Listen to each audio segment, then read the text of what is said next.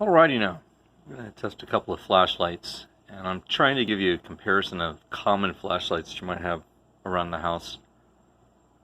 A fairly moonless night is in a city, so we do have a lot of light pollution from the city. This is South Florida. And just to give you some comparison notes here, this is a really common flashlight that a lot of us have. These came out a couple of years ago. They hold a 14500 or a AA. In this case, I have a AA, fully charged AA, a rechargeable flashlight. I'm sorry, a rechargeable battery in this flashlight. Here we have a common 3 AAA flashlight. This happens to be a Craftsman version, but they come in a whole bunch of different versions, and you may or may not have something similar to this laying around the house. So it's not a strip light, it's a multi LED light. So its vintage is maybe 2 years old, about 2 years ago. I think nowadays most of them have strips in here for the LEDs. Here's a light from Defiant from Home Depot. It was a popular flashlight a Christmas and a half ago. This is July right now. This is 2019, so this would have been, I bought this flashlight in December of 2017, so about a year and a half ago. It holds 4 AA's and an array of LEDs in the front. Kind of hard to see on this particular phone.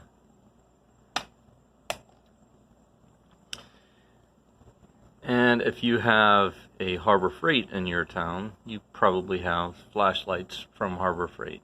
This is a flashlight from Harbor Freight. It's actually pretty decent. I actually use this on the back of a bicycle when a bicycle has an array of reds that I keep on for. It's pretty bright, and we'll get to that in a minute. Here we have a non-rechargeable that holds either 3 AAA's or an 18500. In this case, I have a fully charged 18500 in here, a Samsung 30Q. And here we have the brand new one I bought from this site, and it's fantastic. I'll put the links downstairs. It's fantastic. It is not zoomable, so the front end does not zoom. And it would be nice if it did, but it's awfully bright, and we'll get to this in a minute. It's actually, in some ways, too bright, and we'll get to that as well. This does have a zoom.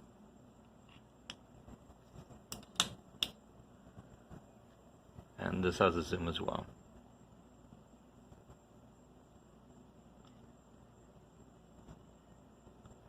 Alright, I'm going to turn off the lights and we'll get down to it.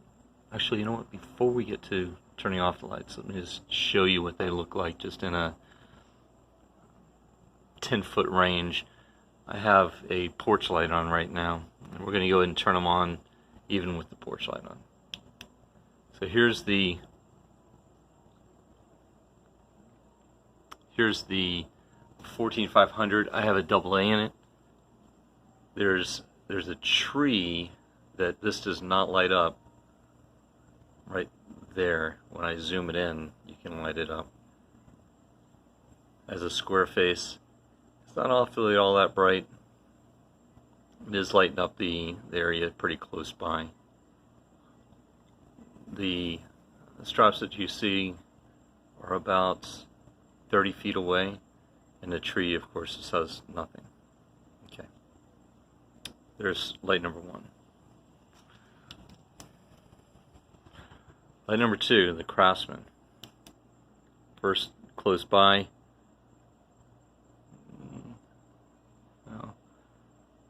Doesn't really do that much for any kind of distance. But it is kind of a nice floodlight. So I actually use this because it has a magnetic base on it. I actually use this when I'm working on a car or anything like that, because I can stick it on a magnetic base and it doesn't do too badly. We're going to test all this with the lights off in just a minute. Now here's the Defiant. Now I had high hopes for the Defiant when I first bought it, but as you can see, it's really not that much brighter than the single AA that we just had out.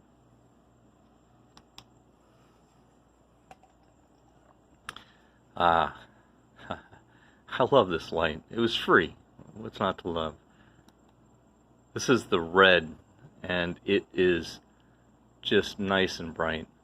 So it doesn't show up all that well. Actually, it does pretty much show up on the tree pretty well, even with this camera.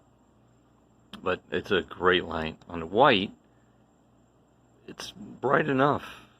It's, you know, it's not gonna. It's bright enough, especially for free.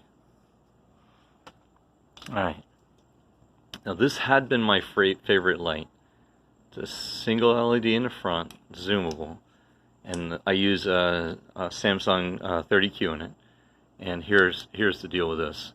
I mean, it's just nice. Now from the it's a nice big flood, right? First of all, it's just a nice big flood. And then on zoom, it's just bright. So that's the tree that's about 100 feet away. And it's nicely lit up. And like I said, just the flood is just fantastic. I really still do like this light a lot. Now this is a rechargeable light, and it actually has a recharger button right on the side, and I love that because, for example, you can just leave it charged inside your car and just leave it charged. There's no reason to even mess with it. Here's the brightness, and it's just smoking bright in the middle, and it has a pretty good flood too. The problem is the middle is so bright that it actually causes some problems, like when you're you know, biking, for example, and you have this thing strapped onto the front. It's just actually a little too bright. You can turn it down, but the problem is turning it down doesn't really help your flood, and it actually diminishes the flood the worst. So I really don't care for that part of it. And here's full bright. That's also unusual because you have to hold the button down to turn it off. Now let me go turn off the flashlight. I'm sorry, turn off the porch light and see what we get. And here we go. I mean, it's just bright. Love this light. Love, love, love it. Yeah. Let me see if I can go out here a little bit. Because that tree over there is about 100 feet away. And this is about 40 feet away. And it's just bright. It's nice hot spot in the middle. But like I said, it's awfully zoomed. Oh shoot, my outside light just came on.